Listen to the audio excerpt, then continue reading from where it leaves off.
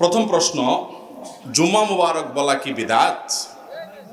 আমাদের সমাজে জুমা মুবারক বলার একটা কালচার প্রচলিত আছে। জুমার দিন হলে বা বৃহস্পতিবার দিবাগত রাত হলে দেখা যায় একে অন্যকে কি বলে? জুম্মা মুবারক। ওই যে ঈদ মুবারক বলে,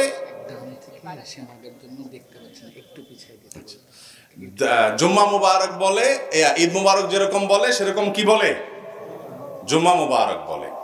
তো মূলত ঈদ উপলক্ষে, ঈদ উল ফিতর বা ঈদ উল আজহা উপলক্ষে সাহাবীরা একে অন্যকে শুভেচ্ছা জানাতেন এবং একে অন্যকে ঈদ উল আজহা ঈদ উল ফিতর উপলক্ষে দোয়া করতেন। তাকাব্বালাল্লাহু মিন্না ওয়া মিনকুম। তাকাব্বালাল্লাহু মিন্না মানে রমজানে যত ইবাদত করলাম, ঈদ উপলক্ষে আল্লাহ আমাদের সেগুলো যেন কবুল করেন। আর কোরবানির ঈদের আগে জিলহজের প্রথম 10 দিন ইবাদত বন্দেগী যা করতে পারলাম সেগুলোর জন্য আল্লাহ আমাদের কবুল করেন। ঈদটা হলো মূলত ইবাদতের কারণে।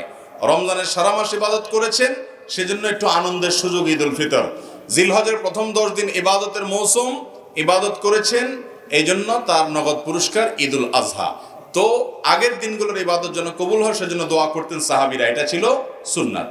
বাকি ঈদ মুবারক মানে তোমার ঈদ বরকতময় হোক, এটাও একটা দোয়া, এটাও একটা শুভেচ্ছা। জুমার দিন উপলক্ষে কোনো শুভেচ্ছা বিনিময় করার কথা সাহাবায়ে কেরাম থেকে বর্ণিত নাই। ইসলামের কাজ হিসাবে, ধর্মের কাজ হিসাবে যদি কেউ কোনো ফরম্যাট, কোনো ইবাদত, কোনো ভালো কাজের সিস্টেম চালু করে, অথচ সেই ব্যাপারে কোরআন হাদিসে কোনো প্রুফ না থাকে, একটা হলো যে ওয়াসিলা বা মাধ্যম, মৌলিকভাবে ধর্মীয় কাজ না, যেমন এই যে মাইকের ব্যবহার, এটা মাধ্যম আওয়াজটাকে পৌঁছানোর জন্য। এই মাইক ব্যবহার করা আলাদা কোনো ইবাদত না। আরেকটা হলো মূলগতভাবে ইবাদত, যেটা মূলগতভাবে ইবাদত মাকাসেদ যেটাকে বলা হয়, সেখানে নতুন কিছু সংযোজন করা যাবে না, সেখানে সেটাই গ্রহণ করতে হবে যেটা কোরআন এবং হাদিস থেকে বর্ণিত হয়ে এসেছে। অতএব জুমা মুবারক এরকম বলা বা জুমার দিন উপলক্ষে কোনো অভিবাদন আদান প্রদান করার কোনো শিক্ষা, কোনো নির্দেশ কোরআন হাদিস থেকে আমরা পাই না। যার কারণে এই দিনকে কেন্দ্র করে কোনো শুভেচ্ছা বিনিময় করাকে কেউ সুন্নাহ মনে করলে, জুমার দিনের আমল মনে করলে সেটা ভুল হবে, সেটা পরিত্যাজ্য হবে, সেটা বেদাতে পরিগণিত হতে পারে। আর জুমার দিনের যে সুন্নাহগুলো আছে সেগুলো স্মরণ করিয়ে যাওয়া যেতে পারে, যে আজকে জুমার দিন, দুরূদ পড়ার দিন। সপ্তাহের মধ্যে দুরূদ পড়ার জন্য সবচেয়ে শ্রেষ্ঠ দিন কোনটা? জুমার দিন। নবী করিম সাল্লাল্লাহু আলাইহি ওয়াসাল্লাম বলেছেন, আকসিরু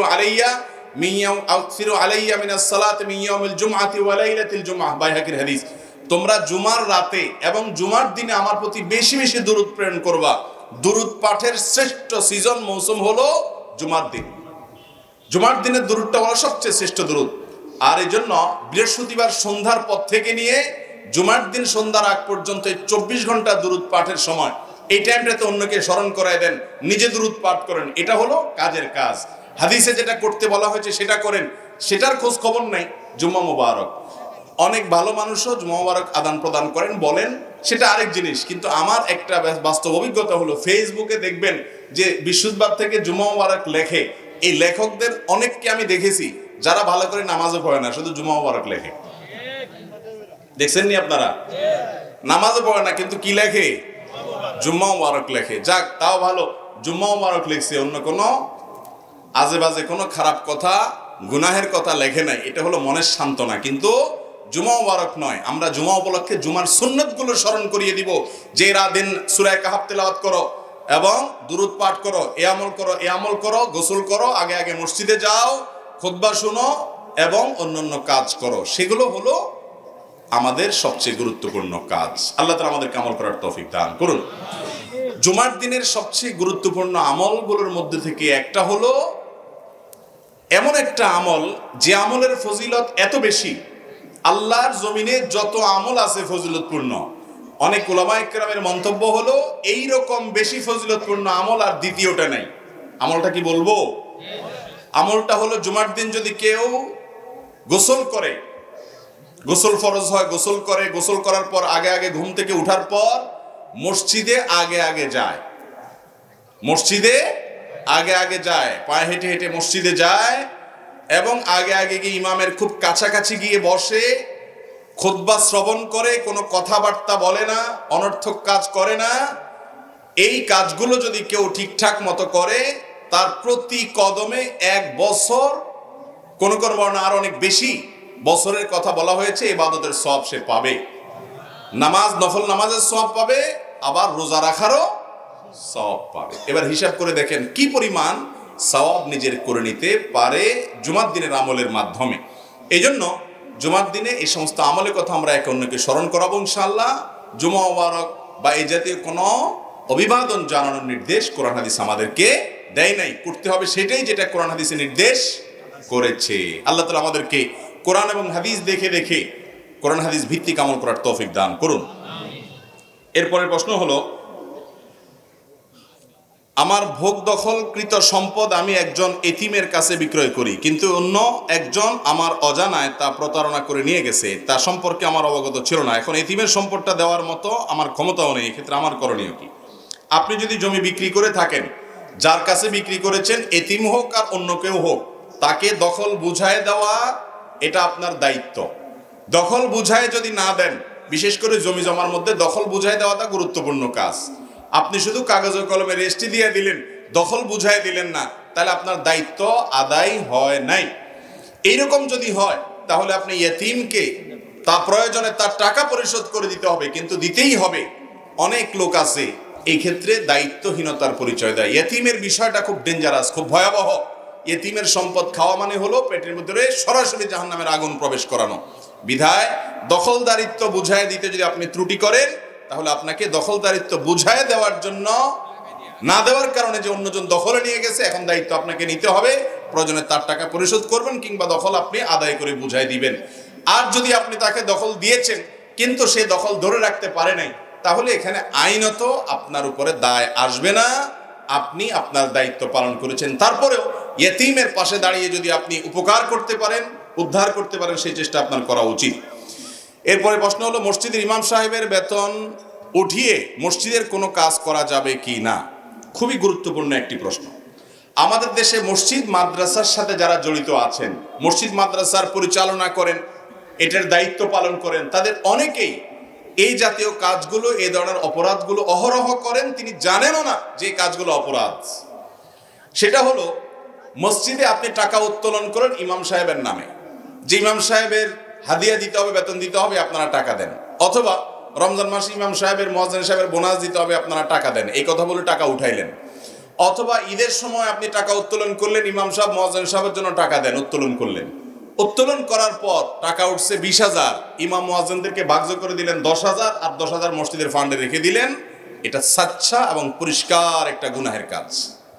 এটা মসজিদের ফান্ডে রাখা জায়েজ হবে, কারণ নাসসুল ওয়াকিফে কানাসসিশ শারিআ, ফিকহের একটি মূলনীতি হলো, দানকারী যে উদ্দেশ্যে দান করবে তার উদ্দেশ্য অনুপাতে দানের টাকাটা ব্যবহার করতে হবে।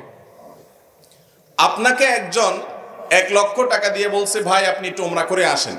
আপনাকে দায়িত্ব দিল, টাকা দিয়ে আপনি উমরা করে আসেন। আপনি সে 1 লক্ষ টাকা দিয়ে কটকটি কিনে খেয়ে ফেলছেন। কথার কথা, 1 লক্ষ টাকা তো আর কটকটি কিনে খাওয়া যায় না, কিছু একটা করছেন আর কি। আপনি উমরাটা করেন নাই, তাহলে আপনার জন্য এটা জায়েজ হবে। ওই লোক আপনাকে টাকা দিয়েছে উমরা করার জন্য, তার মনের তামান্না একটু উমরা করাবে কাউকে, এর সওয়াবটা সে নিবে, আপনি সেই সওয়াবটা তাকে পাইতে দেন নাই, তাহলে আপনার গুনাহ হবে। মসজিদ মাদ্রাসা যারা পরিচালনা করেন, সাবধান হয়ে যান। অনেক মসজিদ মাদ্রাসার পরিচালকরা আছেন যারা মসজিদ মাদ্রাসার পরিচালনা করে সওয়াবের পরিবর্তে বরং গুনাহগার হবেন। এই সমস্ত কারণে অনেক মাদ্রাসা আছে বা মসজিদ আছে বা ধর্মীয় প্রতিষ্ঠান আছে, স্কুল কলেজও এগুলো হয়, সেগুলোতে অহরহ হয়। এক খাতের টাকার কথা বলে আরেক খাতে, স্কুলে বা অন্য প্রতিষ্ঠানে অনেক জায়গায় দেখা যায় উন্নয়ন ফি হিসাবে টাকা নেওয়া হয়। তো উন্নয়ন ফি আর স্কুলের উন্নয়ন হয় না, টিচারদের পকেটের উন্নয়ন হয় বা কমিটির লোকদের পকেটের উন্নয়ন হয়। নাম হয় হলো প্রতিষ্ঠানের উন্নয়ন ফি, আছে না নাই? তো সেগুলোর কথা বাদ, মাসা নাই তার বুধবার কি। কিন্তু মসজিদ মাদ্রাসা যেখান থেকে মানুষ নীতি আদর্শ শিখবে, সেখানে কর্তৃপক্ষ যদি এক কথা বলে টাকা নেয় আর অন্য খাতে খরচ করে, সেটা জায়েজ হবে। একটা হলো যে কথার কথা, মসজিদের টাইলসের কাজ করতেছে, আপনি টাকা উঠেছেন, সেখান থেকে উঠানোর পর 2 লাখ টাকা উঠছে, 1,60,000 খরচ হয়েছে, 50,000 খরচ হয়েছে, বাকিটা রয়ে গেছে, সেটা আপনি জেনারেল ফান্ডে দিয়ে দিলেন। এটা দাতাদের মৌন সম্মতি এটার পক্ষে থাকে, কারণ কেউ 10 টাকা দান করলে 9 টাকা খরচ হয়, 1 টাকা থাকলে মসজিদের জেনারেল ফান্ডে চলে যাক, এ ব্যাপারে কারোর আপত্তি থাকে না সাধারণত। ওইটা আরেক জিনিস, ওটা জায়েজ হবে। কিন্তু আপনি ঠান্ডা মাথায় এক কথা বলে টাকা তুলে আরেক খাতে খরচ করলেন, এটা গুনাহের কথা। এই কাজটা আমাদের দেশে মানুষ করে কি করে না? অতএব এ ব্যাপারে সাবধান থাকতে হবে। মসজিদে টাকা দিয়ে মাদ্রাসায় খাবার এনেছে, এনে বলেছে বাচ্চাদেরকে খাওয়ান, আপনি বাচ্চাদেরকে কিছু প্যাকেট দিলেন, আর কিছু কমিটির বাসায়, কিছু হুজুরের বাসায়, কিছু বড় হুজুরের বাসায়, কিছু ছোট হুজুরের বাসায় নিজেরা ভাগযোগ করে নিলেন। জায়েজ হবে না গুনাহ হবে? গুনাহ হবে। কিছু কিছু আত্মসাৎ আছে, কিছু কিছু দুর্নীতি আছে যেগুলোকে আমরা দুর্নীতি মনে করি না। শয়তান ওগুলাকে আমাদের সামনে এমন ভাবে প্রলেপ দিয়ে দেয়, আমরা মনে করি কই এমন কিছু না, তো মনে হয় যে নাকের সামনে দিয়ে মাছি গেছে। ঠিক না বেঠিক? অতএব মসজিদ মাদ্রাসার পরিচালনা যারা করেন, ইমাম সাহেবের নামে টাকা তুললে, স্টাফদের নামে টাকা তুললে সেটা স্টাফদেরকেই দিতে হবে। মসজিদের উন্নয়ন খাতে নিতে পারবেন? যদি নিতে হয় তাহলে দাতাদের অনুমতি নিতে হবে যে আপনারা টাকা দিয়েছেন, এখন এই খাতে আমাদের টাকা দরকার নাই, অন্য খাতে খরচ করুন। কথা কি বুঝাতে পারছি? অথবা বলার সময় বলে নিবেন যে আমরা এই খাতে টাকা যা লাগে খরচ করার পর আমরা কিন্তু অন্য খাতে নিয়ে যাব। অনেক মসজিদে এগুলো ইন্টেনশনালি টাকা তোলা হয়, অনেক টাকা। মসজিদে কেন, এই ওয়াজ মাহফিলে অনেকে করে। আপনাদের এই মাহফিলটা তো একটা মডেল মাহফিল, এটার কথা ভিন্ন, এটার সবকিছু আমি জানি নখদর্পণে আমার, যে কিভাবে কি হয়। কিন্তু সাধারণত অনেক ওয়াজ মাহফিলে দেখা যায় বিশাল বড় চান্দা তুলে বক্তা সাহেবরে কিছু দিয়ে বিদায় করলো, মাইকেলারে কিছু দিয়ে বিদায় করলো, এরপর যে ফান্ডটা থাকে সেটা মোটামুটি অন্যান্য কাজে, মাহফিলের বাইরের কাজে ব্যয় করা হয়, হিউজ টাকা উঠানো হয়। উদ্দেশ্যই হয় সেটা মাহফিলের কথা বলে নিব, করব অন্য কাজ। আছে না নাই? এগুলো জায়েজ নাই। আল্লাহ আপনাদেরকে বোঝার তৌফিক দান করুন। এরপর প্রশ্ন হলো, মানুষ মারা গেলে তার ছবি মোবাইল থেকে পরে দেখলে গুনাহ হবে কিনা?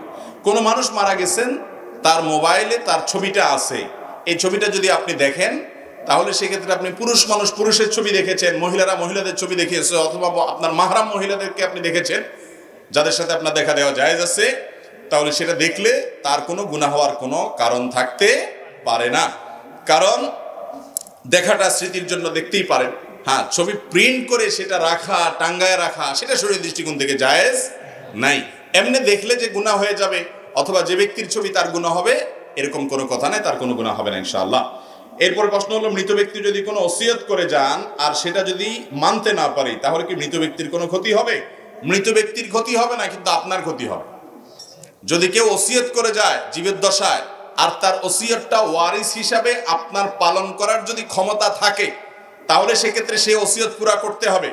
বিশেষ করে অর্থনৈতিক ব্যাপারে, টাকা পয়সার ব্যাপারে, জমি জমার ব্যাপারে, স্থাবর অস্থাবর সম্পদের ব্যাপারে যে ওসিয়ত করে, বাবারে আমার মৃত্যু হয়ে গেলে এই সম্পদ থেকে অমুক মসজিদকে এতটা দিও, অমুক মাদ্রাসাটাকে এতটুকু দিও, অমুক গরিব মানুষকে এতটুকু দিও, বা আমার অমুক পরিচিত মানুষকে এটা দিয়ে দিও, এটা যদি বলে, তাহলে মৃত ব্যক্তির যতটুকু ওসিয়ত আছে তার টোটাল সম্পদের 1/3, 3/1 পর্যন্ত ওসিয়ত কার্যকর করা ওয়ারিসের কর্তব্য। ফর এক্সাম্পল, আপনার বাবা দুনিয়া থেকে যাওয়ার আগে ওসিয়ত করে গেছেন, যা ওসিয়ত করে গেছেন সেটার ভ্যালু, সেটার দাম, মূল্য দাঁড়ায় হলো 2 লাখ টাকা, আর উনি টাকা রেখে গেছেন 10 লাখ টাকা, তাহলে 10 লাখ টাকার 1/3 হয় 3,33,000 সামথিং। তাহলে তিনি তো 2 লাখের ওসিয়ত করে গেছেন, তাহলে 3 লাখে এই 3,33,000 অর্থাৎ 1/3 ভিতরে আছে। তাহলে এই ওসিয়ত পুরা করাটা ওয়ারিসের উপরে ফরজ, ওয়াজিব, এটা তার উপরে আবশ্যক, এটা না করলে গুনাহ হবে। কথা কি বুঝাতে পারছি? এখন আপনি যদি মৃত ব্যক্তির ওসিয়ত পুরা না করেন তাহলে আপনার গুনাহ হবে, মৃত ব্যক্তির কোনো গুনাহ হওয়ার কারণ থাকতে। তবে মৃত ব্যক্তি যদি কোনো অন্যায় ওসিয়ত করে, যদি বলে বাবারে আমি তো মরে যাচ্ছি, আমার মরে যাওয়ার পরে তোমরা এখানে একটা সিনেমা হল বানাও, কথার কথা, এমন একটা ওসিয়ত করে ধুয়ে গেছে যে ওসিয়তটা অন্যায় ওসিয়ত, হারাম ওসিয়ত, তাহলে সেই ওসিয়ত পুরা করা ওয়ারিসদের জন্য জায়েজ নাই। কিন্তু বৈধ ওসিয়ত করলে সেটা পূরণ করার চেষ্টা করতে হবে যদি সাধ্যে থাকে। তার নিজের সম্পদের ব্যাপারে ওসিয়ত করে গেলে ওয়ারিসরা সেই সম্পদের ব্যাপারে গড়িমসি করতে পারবে। ভাইরা আমার, আমরা বেশিরভাগ মানুষ যারা সমাজে অবৈধ উপার্জন করেন, যত মানুষ আছেন, একেবারে সাধারণ রিকশাওয়ালা থেকে নিয়ে পদস্থ কর্মকর্তা পর্যন্ত যত মানুষ অবৈধ উপার্জন করেন, হালাল হারাম বাজ বিচার করেন না, এটা তারা কেউ নিজের জন্য করেন না, সবাই করেন হলো ফ্যামিলির জন্য। ঠিক না ঠিক? নিজের একটা পেটের জন্য মানুষ এত দুর্নীতি করে না। দুর্নীতি, অন্যায় উপার্জন এটা মানুষ করে কাদের জন্য ভাই? ছেলে মেয়ের জন্য, বউ বাচ্চার জন্য, ঠিক না ঠিক? কিন্তু এই ফ্যামিলি বা বউ বাচ্চা এরা কিন্তু আপনার এই সম্পদ অবৈধভাবে উপার্জনের দায় কেউ নিবে, বরং আপনি যদি এই সম্পদ দান করতে চান তারা বাধা দিবে, ঠিক না ঠিক? আপনি জীবদ্দশা ওসিয়ত করে গেলে অনেক সময় তারা পূরণ করবে না, এর সম্ভাবনা অনেক বেশি, ঠিক না ঠিক? অনেক বেশি দান করলে বলবে আব্বা এত দান করে কেন, এত কি দেওয়ার দরকার আছে, মানুষ কি এত দেয়? আপনি কিন্তু কষ্ট করে কামাই করছেন, বাদ সাধবে তারা। কিয়ামতের ময়দানে আপনার অবৈধ উপার্জনের চুল পরিমাণ দায়িত্ব কেউ নিবে না, আপনাকেই নিতে হবে, অথচ ভোগ করবে তারা, ঠিক না ঠিক? তো এর মতো বোকামি আর কিছু হতে পারে না। তো যাই হোক, মৃত মানুষের ওসিয়ত সন্তানরা পূরণ করতে হবে, ওয়ারিসরা পূরণ করতে হবে। ওনার টাকা উনি ওসিয়ত করে গেছেন, আপনি আটকানোর কে? কিন্তু আমরা অনেকে আটকাই বা দিতে চাই না। এখান থেকে বোঝা যায় সন্তানদেরকে সম্পদের পাহাড় গড়ে তোলা, দিয়ে যাওয়া, বৈধ অবৈধ বিচার করা ছাড়া এটা নির্বুদ্ধিতা। তাদেরকে মানুষ বানায় যান, আল্লাহর খাঁটি বান্দা বানায় যান, আপনার জীবনটা উপভোগ্য হবে দুনিয়াতে, আখিরাত তো অনেক পরে। আর যদি এটা না করেন তাহলে সন্তানের হাতেই লাঞ্ছিত বেইজ্জত যদি নাও হন, আপনার মৃত্যুর পরে আপনার সম্পদ তারা শুধু ভোগ করবে না, তসরুফ করবে, কিন্তু দায় আল্লাহর কাছে কিয়ামতের ময়দানে নিবে। বাবার উপকারে আসে সেজন্য দান করি অনেক, না সেটা করবে না, নিজেরটা শুধু বুঝবে। বিদায় নিজের ভালোটা আমাদের বোঝা উচিত। নিজের বাজু পাগলেও বুঝে, কিন্তু আমরা বুঝি না, শুধুমাত্র টাকা টাকা টাকা পাগল হয়ে যায়। আল্লাহ আমাদেরকে হক হালালি চলার তৌফিক দান করুন, এবং ওয়ারিসদের যে ওসিয়ত আছে সেটা আদায় করতে হবে সাধ্য অনুপাতে, বৈধ ওসিয়ত হলে। এরপরে প্রশ্ন হলো, মৃত ব্যক্তিকে স্বপ্নে দেখা সম্পর্কে কিছু বলবেন। মৃত ব্যক্তিকে স্বপ্নে দেখলে কি করতে হয়? আমাদের অনেক ভাইরা জিজ্ঞাসা করেন যে আমি মা বাবাকে স্বপ্নে দেখেছি মৃত, তাকে মৃত যেহেতু আমি স্বপ্নে দেখেছি, তাহলে এখন তাকে আমি কি করব, কি করতে হবে? উত্তর হলো যে মৃত মানুষকে দেখলে বিশেষ কিছু করার কোনো নির্দেশ নাই। তবে আপনার কোনো আত্মীয় স্বজন, পরিচিত লোক, তাকে আপনি স্বপ্নে দেখেছেন, স্বপ্নে দেখার পর আপনার কাছে মনে হয়েছে লোকটা বোধহয় কোনো কষ্টে আছেন, তাহলে তার পক্ষ থেকে আপনার আল্লাহর কাছে ইস্তেগফার করবেন, ক্ষমা প্রার্থনা করবেন, তার জন্য দোয়া করবেন, তার পক্ষ থেকে দান সাদাকা করবেন, তার পক্ষ থেকে হজ উমরা করার সুযোগ চাইলে সেটা করবেন, মৃত ব্যক্তির জন্য যা যা করা যায় সেগুলো করবেন। কিন্তু মৃত ব্যক্তিকে দেখলে আমাদের দেশে মানুষ মনে করে হুজুর ডেকে খাওয়াইতে হয়, দোয়ার অনুষ্ঠান করতে হয়। আমি সব সময় বলি, কোন মুর্দার জন্য কোন হুজুরকে টাকা দিয়ে যদি দোয়া করান, চুল পরিমাণ মুর্দার কোনো উপকার তো হবেই না, বরং আরো গুনাহ হবে। কথা বুঝেন নাই? হুজুরের হয়তো একটু লাভ হবে, কিন্তু আপনার কোনো লাভ হওয়ার কারণ মুর্দার জন্য টাকা নিয়ে দোয়া করা এটা হারাম। হুজুর নিজেও হারাম খাইছে, তো হুজুর হারাম খাইলেও তো পয়সা পাইছে, আপনি হারামও করলেন, পয়সাটাও হারালেন, আমসালা দুটেই গেল। কথা কি বুঝাতে পারছি? আপনার কোনো মৃত ময়মুরব্বীকে, আত্মীয় স্বজনকে স্বপ্নে দেখেছেন, মনে হচ্ছে উনি কষ্টে আছেন, ওই টাকাটা এমনি কোনো গরিব হুজুর থাকলে ওনাকে এমনি দান করে দেন, দোয়ার অনুষ্ঠান করিয়েন না। আর আপনি আল্লাহর কাছে দোয়া করেন, আর আলেমুল আমাদের কাছে এমনি দোয়া চান সাধারণভাবে, সেটা আরেক জিনিস। কিন্তু আমাদের দেশে মানুষ মৃত মানুষকে স্বপ্নে দেখলে এই সমস্ত দোয়ার অনুষ্ঠান করে, এগুলোর কোনো ভিত্তি নেই। তবে হ্যাঁ, আপনি যেটা করতে পারেন সেগুলো গরিব দুঃখীকে খাওয়ালেন, ইয়েতিমখানাতে খানা দিলেন, গরিব দুঃখী বাচ্চাদেরকে বা অভাবী ফ্যামিলিগুলোতে বাজার করে দিলেন, টাকা পয়সা দিলেন, মৃত মানুষের জন্য এটা উপকারে আসবে, তাদের তরফ থেকে এটা দান করলেন, সবটা তাদের অ্যাকাউন্টে জমা হবে ইনশাআল্লাহ। আর যদি মৃত ব্যক্তিকে স্বপ্নে দেখে আপনার কাছে মনে হয় যে আপনি তাকে ভালো অবস্থায় দেখেছেন, হাসি খুশি দেখেছেন, তাহলে আলহামদুলিল্লাহ, আল্লাহ শুকর আদায় করবেন। আর যদি কোনো ব্যাখ্যা আপনার কাছে ক্লিয়ার না হয়, তারপর আপনি তার পক্ষ থেকে ইস্তেগফার করতে পারেন। মৃত ব্যক্তিকে স্বপ্নে দেখলে অমুকটা করতে হবে, তমুকটা করতে হবে, এত মানুষ খাওয়াইতে হবে, এত মানুষকে বসে দাওয়াত দিতে হবে, এরকম কোনো বিশেষ ফরম্যাট বা বাধ্যবাধকতা ইসলাম ঠিক করে দেয় না। এরপরে প্রশ্ন হলো, প্রেম করে বিবাহ করা জায়েজ আছে কিনা জানতে চাই, এবং একসাথে কয়টি বিবাহ করা জায়েজ আছে জানতে চাই। ভাই, মানুষ একটাই করতে পারেন, আপনি কয়টা প্রশ্ন জিজ্ঞেস করছেন? আল্লাহ জানে কি করার নিয়ত নাকি আজাইরা প্রশ্ন। দেখেন, বিয়ের আগে অবৈধ সম্পর্ক করা হারাম। বিয়ের আগে অবৈধ সম্পর্ক করা কি হারাম। এই হারামটা যারা করে তাদের বৈবাহিক জীবনে আরাম কম হয়। এই হারামটা যারা করে তাদের বৈবাহিক জীবনে আরাম কম হয়, এটা অভিজ্ঞতা দ্বারা প্রমাণিত। আশেপাশে ডানে বামে খেয়াল করে দেখেন, বিয়ের আগে অতিরিক্ত প্রেম, অতিরিক্ত ভালোবাসা যখন উতরায়, সময় মতো যখন ভালোবাসার দরকার হয়, তখন ভালোবাসার পুঁজিতে টান পড়ে। কথা কি বুঝাতে পারছি? তখন ভালোবাসার পুঁজিতে কি পড়ে? টান পড়ে। বিধায় এটা করা উচিত না। আর একসাথে যদি একাধিক বিয়ে কেউ করতে চায়, ইসলামী শরীয়তের কোনো বাধা নাই। সে যদি তার পিঠ বাঁচাইতে পারে, শ্বশুরবাড়ির মাইধর, নতুন বউর মাইধর, বউদের ঝগড়াঝাটি এগুলো সব সামলাইতে পারে, আর তার চাইতে বড় কথা হলো একাধিক স্ত্রী থাকলে তাদের মধ্যে সমতা রক্ষা করা কি সুন্নত না ফরজ? ফরজ।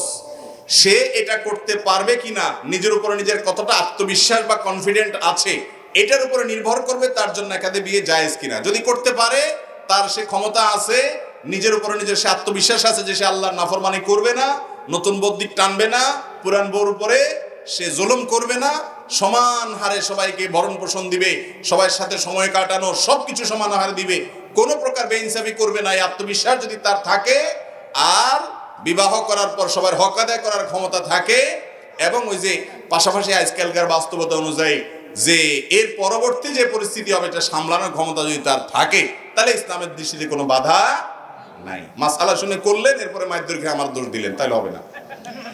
এরপরে প্রশ্ন হলো দাড়ি কাটা শরীয়তের দৃষ্টিতে কি? কোরআন এবং হাদিসের আলোকে জানতে চাই।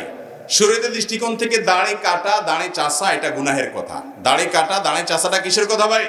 গুনাহের কথা, এটা জায়েজ নাই। দাড়ি রাখা ওয়াজিব। দাড়ি রাখা কি রে ভাই? অনেকে বলে সুন্নাত। এই ক্ষেত্রে ডক্টর খন্দকার আব্দুল্লাহ জাহাঙ্গীর রহমাল্লাহ চমৎকার বলেছেন।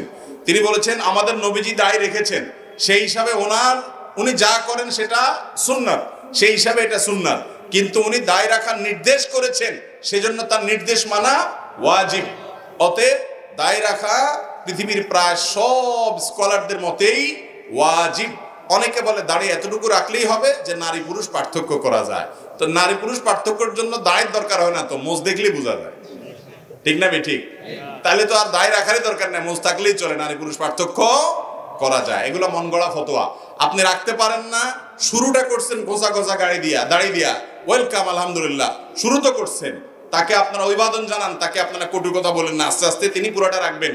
কিন্তু আপনি এই খোসা খোসা যেটা রাখতেছেন, এটার সপক্ষে রাসূলের হাদিসে উল্টাইয়া, হাদিসে পরিবর্তন করে মন মতো মাসআলার একটা বানায় নিয়েন না, এটা খুব ভয়াবহ জিনিস। কথা কি বুঝাতে পারছি? এরপরে প্রশ্ন হলো জ্ঞানীর কলমের কালি শহীদের রক্তের চেয়ে দামি, এই কথা কতটুকু শরীয়ত সম্মত? এটা সম্পূর্ণ ভিত্তিহীন জাল হাদিস, ভুয়া এবং মন গড়া কথা। নবী করিম সাল্লাল্লাহু আলাইহি সাল্লাম বলেছেন মান কাযাবা আলাইয়া মুতাআম্মিদান, যে ব্যক্তি আমার নামে মিথ্যা কথা বলবে, বানিয়ে বলবে, ফালইয়াতাবাওয়া মাকআদাহু মিনান নার, সে যেন তার ঠিকানা জাহান্নামে নিশ্চিত জেনে রাখে। জাহান্নামের টিকিট যেন সে বুকিং দিয়ে দিল, রিজার্ভেশন করে ফেললো, এরকম ব্যাপার যদি নবীজির নামে কি বলে? মিথ্যা। গ্রামাঞ্চলে অনেক হাদিস আছে যে হাদিসগুলোর নাম হলো হাদিসুন নেসা। হাদিসের নাম কি ভাই? মানে বুঝেন? মহিলাদের হাদিস। হাদিসুন নেসা মানে কি? মানে মা চাচিরা বলা বলি করে আরে হাদিসের নাম দিয়ে। এটার কোনো ভিত্তি কোরআন হাদিসে? তো নবীজির নামে এরকম মিথ্যা কথা বললে সেটা কি সগীরা গুনাহ, কবিরা গুনাহ? কবিরা গুনাহ। এ ব্যাপারে কোনো সন্দেহ? অনেক মা বোন আছেন দেখবেন, বিশেষ করে মা চাচিরা আছেন একটু বয়স্ক হয়ে গেছে, কোত্থেকে কি শুনছে না শুনছে অনবরত বলে যাচ্ছে তো যাচ্ছে নবীজির নামে, আছে না নাই? তো এই হাদিসগুলা মহিলাদের মধ্যে যেরকম আছে, পুরুষদের মধ্যেও আছে ব্যাপক হারে। এটা হলো সেরকম একটা হাদিস যে জ্ঞানীর কলমের কালি শহীদের রক্তের চাইতেও দামি। জ্ঞান অর্জন করা ইসলামে গুরুত্বপূর্ণ। ইসলাম এমন ধর্ম যে ধর্মের প্রথম নির্দেশই হলো ইকরা, পড়ো। এত আধুনিক, এত অভিজাত, এত স্মার্ট জীবন ব্যবস্থা ইসলাম আমাদেরকে দিয়েছে, আল্লাহ তাআলা দিয়েছেন। বিধায় আমাদের জ্ঞান অর্জনের জন্য কোরআনের অনেক আয়াত যথেষ্ট, জাল হাদিস বলার দরকার নাই। আল্লাহ তাআলা বলেছেন কুল হাল ইয়াস্তাবিল্লাযীনা ইয়ালামুন ওয়াল্লাযীনা লা ইয়ালামুন, হে রাসূল আপনি বলে দিন যারা জানে আর যারা জানে না, যারা জ্ঞানী আর যাদের জ্ঞান নাই, এরা কি কখনো সমান হতে পারে? পারে না। নবী সাল্লাল্লাহু আলাইহি সাল্লাম বলেছেন যে ব্যক্তি আলেম আর যে আলেম না, সাধারণ মানুষ শুধু ইবাদত গুজারি করে, এই দুইজনের মধ্যে পার্থক্য কি রকম? চাঁদের সাথে তারকার পার্থক্য যেরকম, নবীজি সাল্লাল্লাহু আলাইহি সাল্লামের সাথে সাধারণ সাহাবীদের পার্থক্য যেরকম, ওই রকম পার্থক্য। অতএব আলেমের মর্যাদা বোঝানোর জন্য, জ্ঞানের মর্যাদা বোঝানোর জন্য অনেক হাদিস আয়াত আছে, এই জাল হাদিস বলার কোনো দরকার নাই। এরপরের প্রশ্ন, বাংলাদেশে বিবাহ প্রথা থেকে যুব সমাজকে উত্তরণের উপায় কি? উদাহরণত হাজারো প্রাপ্তবয়স্ক যুবক অবিবাহিত জীবনযাপন করছে, যার ফলে সমাজে নানান অশ্লীলতা বেড়ে চলেছে। এ থেকে বাঁচার সহজ সমাধান চাই। এটার জন্য সমাধান সব জায়গায় বলছি একই কথা, যুব সমাজকে বিয়ের উপযুক্ত হওয়ার পর বাবা মার দায়িত্ব হলো তাদেরকে বিয়ে দেওয়ার জন্য ব্যবস্থা গ্রহণ করা, আর যুবকদের দায়িত্ব হলো পয়সা করে কামায়া বিবাহের উপযুক্ততা প্রমাণ করা। দুই পক্ষে চেষ্টা করতে হবে। যুবকরা আজকাল চায় যে হুজুর আব্বাকে একটু বুঝাই দেন, বিয়ে শাদী দিয়ে দেন, ঠিক না ঠিক?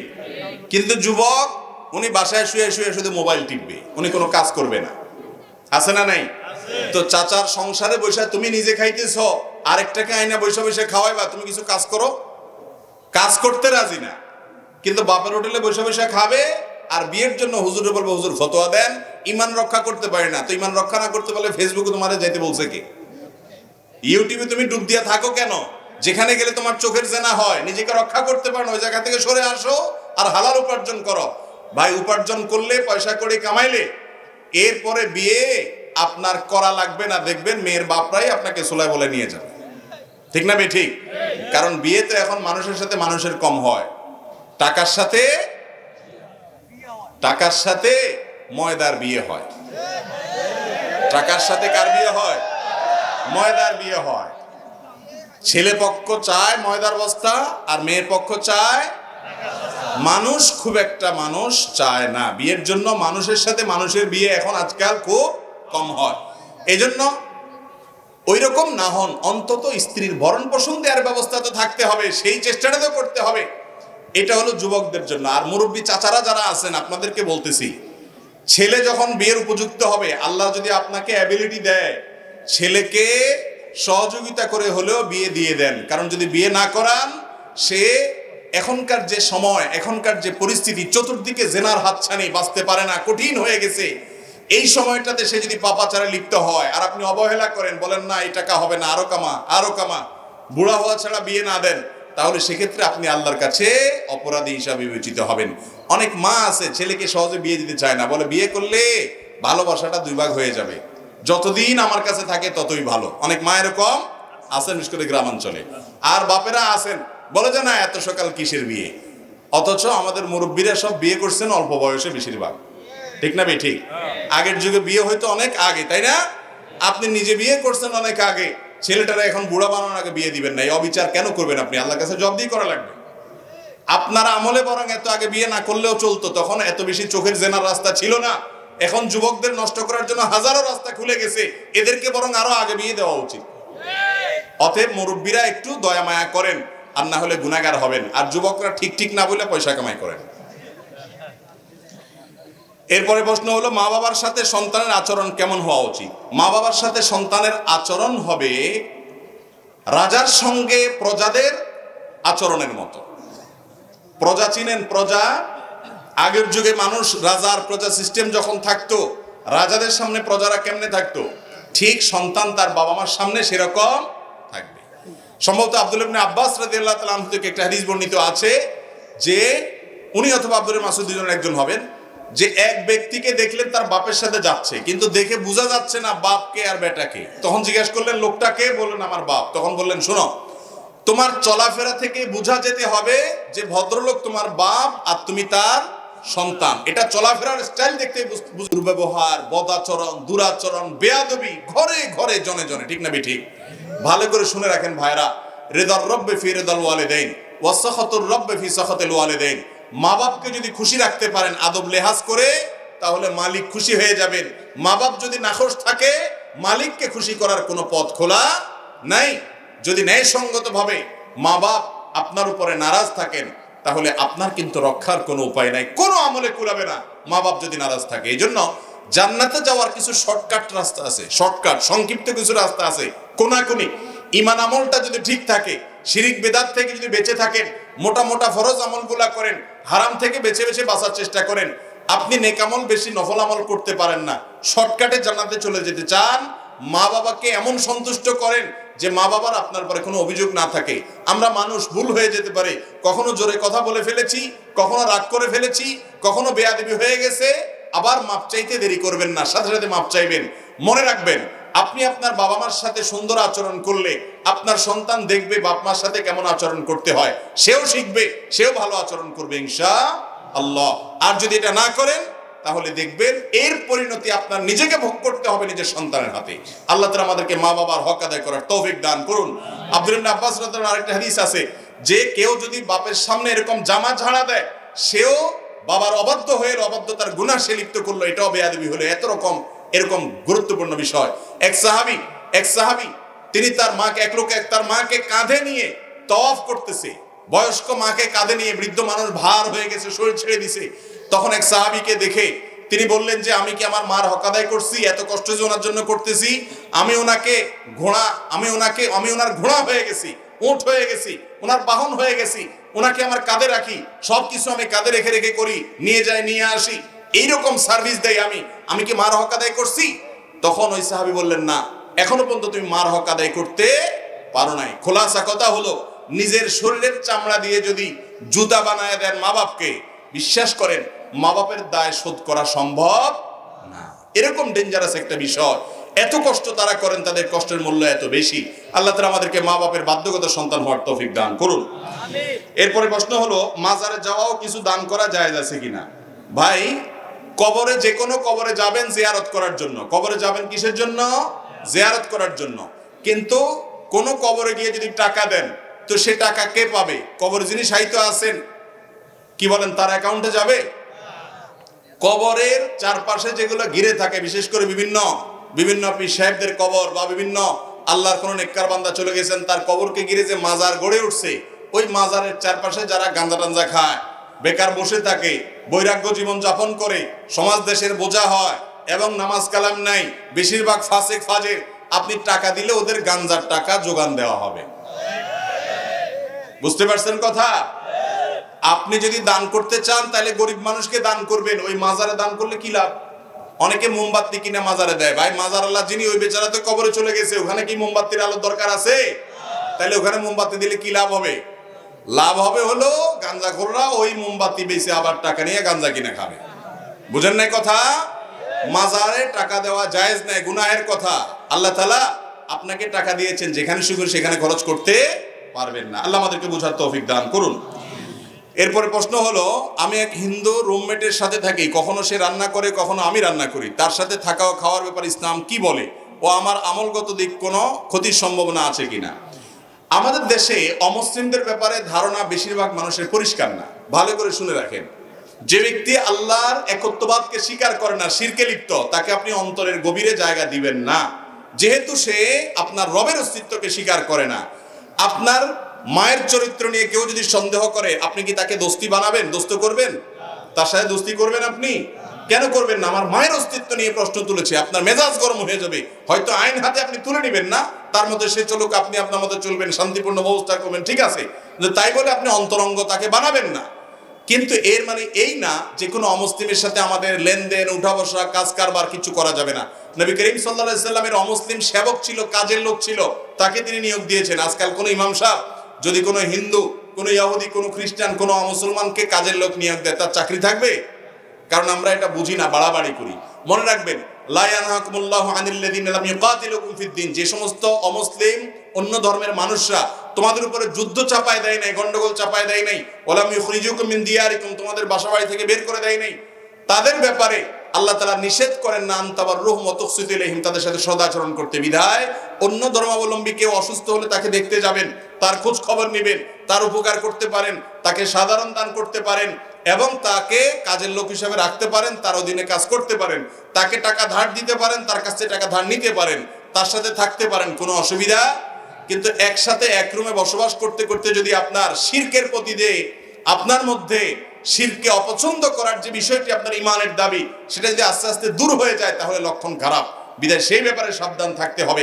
এমনিতে উঠা বসা, কাজ কারবার করতে অসুবিধা।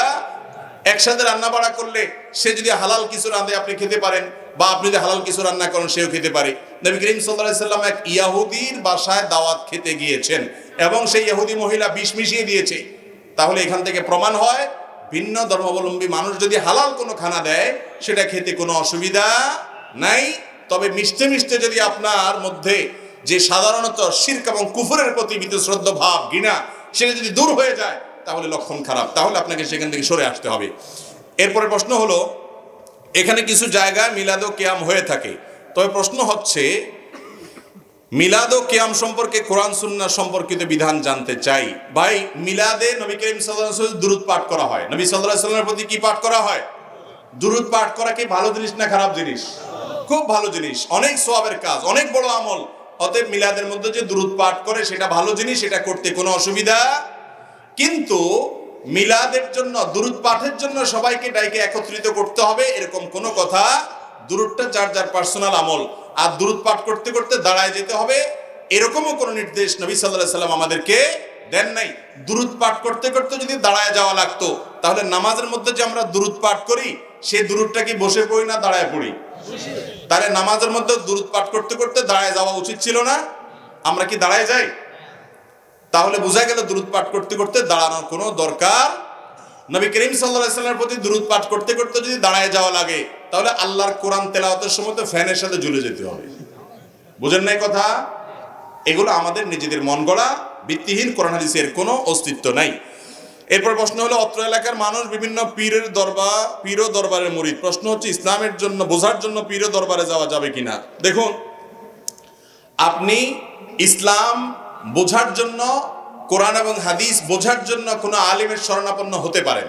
কোনো আলেমের শরণাপন্ন, যিনি আপনাকে কোরআন হাদিসের আলোকে পথ দেখাবেন, গাইড করবেন, এরকম আলেমের শরণাপন্ন হওয়াটা দোষের নয়, সেটার আপনি যেটাই নাম দেন। কিন্তু যদি কোনো ব্যক্তির অন্ধ অনুকরণের জন্য আপনি তার কাছে যান এবং তিনি যা বলেন সেটা শুনবেন, কোরআন হাদিসের সাথে মিলক বা না মিলক, সেটা আপনি পীর নাম দেন আর শেখ নাম দেন অথবা হুজুর নাম দেন বা অন্য কিছু নাম দেন, এই অনুকরণ ইসলামে জায়েজ।